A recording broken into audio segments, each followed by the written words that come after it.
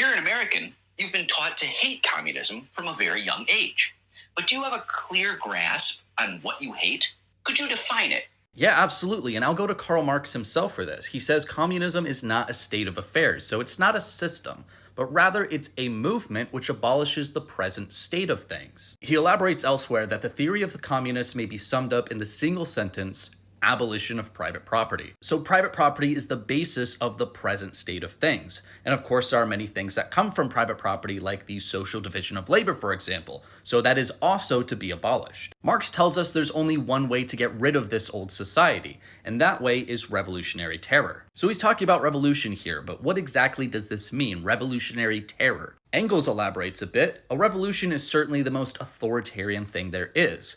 It is the act whereby one part of the population imposes its will on the other part by means of rifles, bayonets, and cannon, authoritarian means, by means of the terror. So communism is a movement to abolish private property and everything that comes from private property by means of violence and authoritarianism. Communism is an economic system where the workers own the means of production. No, it's not. It's not a system. Marx explicitly said it's not a system. Capitalism, by contrast, is an economic system where private owners, we know them as the rich, own the means of production.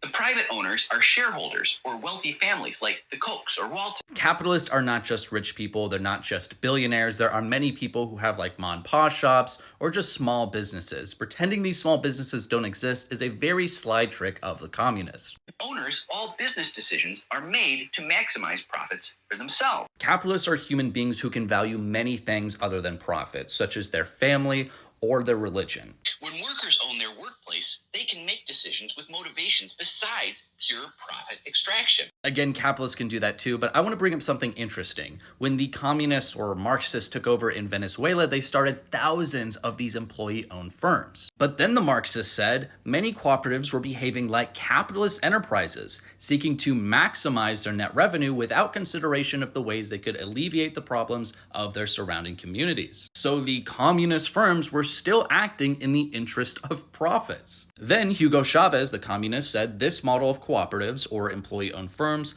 does not guarantee socialism because a cooperative is collective private property. That is, if we are 20 in a cooperative, we are going to work for the benefit of us 20, and that is merely capitalism. Cooperatives need to be impelled towards socialism. I wonder what's going to impel them. It wouldn't be the state controlled by the Marxists by any chance, would it? Give us one example of this working, Pinko. You've never heard of an employee-owned enterprise? They aren't that uncommon. In fact, 11 of the 100 largest private companies in the U.S. are employee-owned. Employee-owned firms in America are not communism. That's just ridiculous. These firms depend entirely on the system that they are in. These firms run on a profit motive like the capitalist firms, but there are some differences that we see. Like the worker-owned firms tend to engage less in long-term investments, and as a result, they tend to grow less and create less jobs. But this isn't really a problem for the worker cooperatives. They might not create a bunch of new jobs, but they do maintain their existing jobs. They might not do all this research and development, but they can purchase technologies from capitalist firms. And when they need more members, they can go out and find workers who can make good management decisions, or just train new ones how to make good management decisions. But all of these things go away when you universalize this system, when you only have worker cooperatives. Suddenly, your economy isn't creating jobs, your economy isn't growing, and you have a ton of problems. This is what happens every time they try this large-scale employee ownership model like in Venezuela or Yugoslavia. This is not a scalable system, and it is not communism. Alternatives. I know my hardcore commies will object that employee stock ownership programs and the like are hardly the communist vanguard. And I agree.